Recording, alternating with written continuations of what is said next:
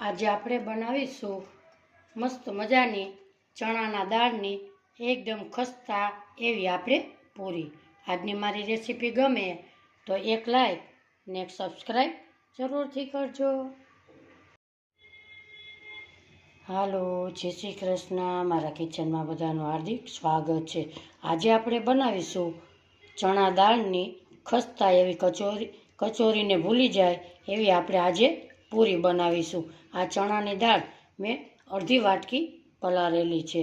4 થી 5 કલાક મેં અહીંયા ચણાની દાળ પલાળેલી છે।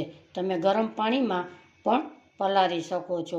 આપણી દાળ એકદમ સરસ કાપીએ તો કટકા થઈ જાય છે। એકદમ સરસ દાળ ફૂલી અને સરસ એકદમ પલળી ગઈ છે। હવે આ પાણી આપણે કાઢી નાખશું અને ચોખ્ખા પાણીએ 2 પાણીથી આપણે ધોઈ લઈએ। આપણે અહીંયા ચોખ્ખા પાણીએ સરસ 2 પાણીથી ધોઈ લીધી। તમારું પરફેક્ટ માપ હશે તો જ તમારી પૂરી એકદમ સરસ થશે। અહીંયા આપણે મિક્સર જારને લઈ લઈશું। એમાં નાખીશું આપણે ચણાની દાળ।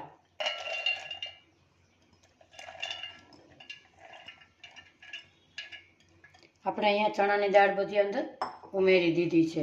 એમાં નાખીશું આપણે લીલું મરચું, આદુના ટુકડા, ધાણા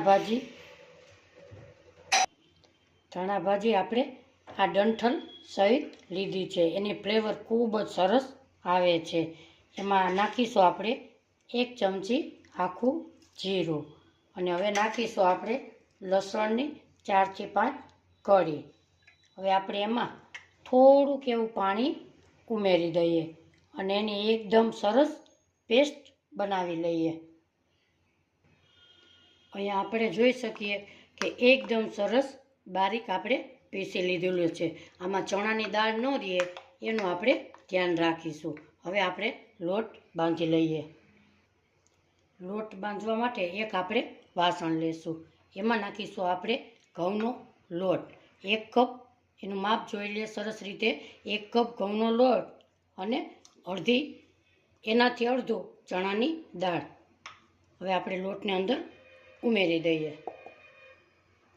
એમાં નાખીશું આપણે 2 ચમચી સૂજી નાખવાથી એકદમ સરસ ખસ્તા આપણી પૂરી બને છે। એમાં નાખીશું આપણે સ્વાદ પ્રમાણે મીઠું, થોડીક એવી હિંગ ઉમેરીશું। એમાં નાખીશું આપણે મોણ, 2 ચમચી જેટલું મોણ ઉમેર્યું છે। એમાં નાખીશું આપણે અજમાની ફ્લેવર ખૂબ જ સરસ પૂરીમાં આવે છે। એને આપણે આવી રીતે મસળી લેશું।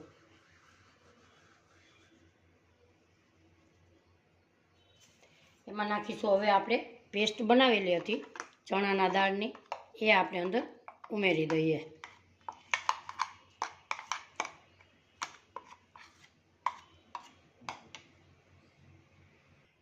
હવે આપણે બધું આવી રીતે આપણે મિક્સ કરી લઈએ।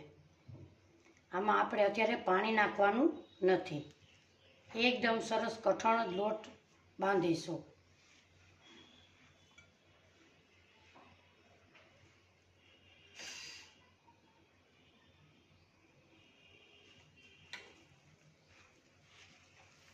આપણી પૂરી એકદમ સરસ, બાળકોને તમે લંચ બોક્સમાં પણ આપી શકો છો। આ પૂરી એકદમ સરસ બને છે। હવે આપણે આને એકદમ સરસ કઠણ લોટ બાંધી લઈશું।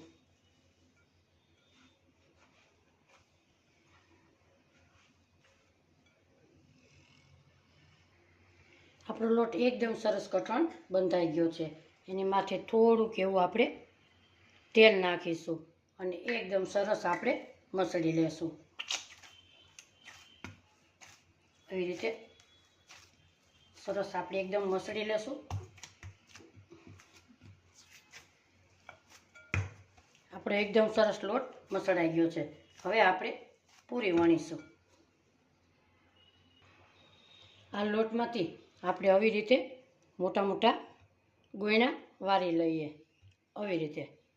હવે આપણે આ બાઉલને સાઈડમાં રાખીશું અને મોટી પૂરી એવી અહીંયા વણી લઈએ. એમાં આપણે થોડોક સૂકો લોટ ઉમેરીશું અને એને આપણે અહીંયા વણી લઈએ. આ પૂરીને એકદમ પતલી નથી રાખવાની અને જાડી પણ નથી રાખવાની. આવી રીતે પૂરીને આપણે મોટી વણી લઈએ.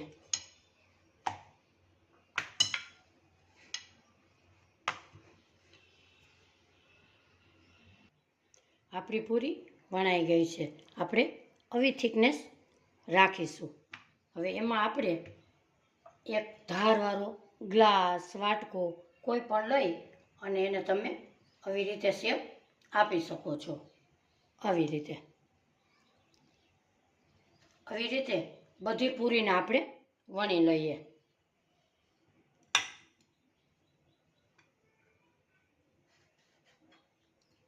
આપણી પૂરી એકદમ સરસ બને છે. હવે આપણે બધી પૂરી આવી જ રીતે વણી લઈએ. અહીંયા આપણી બધી પૂરી એકદમ સરસ વણાઈ ગઈ છે. હવે આપણે ગેસ તરફ જઈએ. આપણું તેલ એકદમ સરસ ગરમ થઈ ગયું છે. હવે આપણે એમાં પૂરીને ઉમેરી દઈએ. આ પૂરી તમે એકવાર ચોક્કસથી ટ્રાય કરજો. એકદમ સરસ ખસ્તા મસ્ત બને છે. તમે બીજી પૂરી પણ ભૂલી જશો. ગેસની ફ્લેમ ફાસ્ટ જ રાખીશું.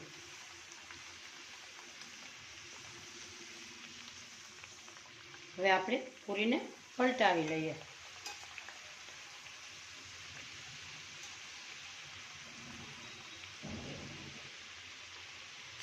બીજી બાજુ પણ સરસ પકાવી લઈએ.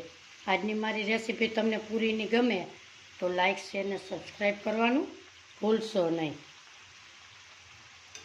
હવે આપણે બીજી બાજુ પણ સરસ થઈ ગઈ છે. હવે આને આપણે કાઢી લઈએ. હવે આપણે બીજી પણ ઉમેરી દઈએ. આપણે જોઈ શકીએ છીએ કે આપણી એકદમ અવાજ ખસ્તા બની છે. આપણે બીજી પણ એવી જ રીતે ઉમેરી દઈએ.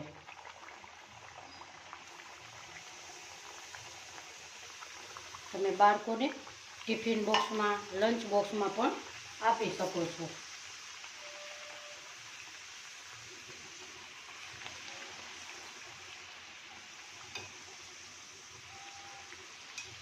આવી રીતે બધી પૂરીને આપણે પલટાવી લઈએ. એને પણ સરસ નીચે પાકવા દઈએ. હવે આપણે પૂરીને બહાર કાઢી લઈએ. આવી જ રીતે બધી પૂરી આપણી પૂરી બધે તળાઈ ગઈ છે. હવે આપણે સર્વ કરી લઈએ. આજની મારી પૂરીની રેસીપી તમને કેવી લાગી કોમેન્ટ બોક્સમાં જરૂરથી જણાવજો. એકવાર ચોક્કસથી ટ્રાય કરજો કે ચણાના લોટની પૂરી કેવી સરસ બને છે. આજની મારી રેસીપી ગમે તો લાઈક, શેર અને સબસ્ક્રાઈબ જરૂરથી કરજો. ફરી મળીશું એક નવી રેસીપી સાથે. ત્યાં સુધી બધાને મારા જય શ્રી કૃષ્ણ.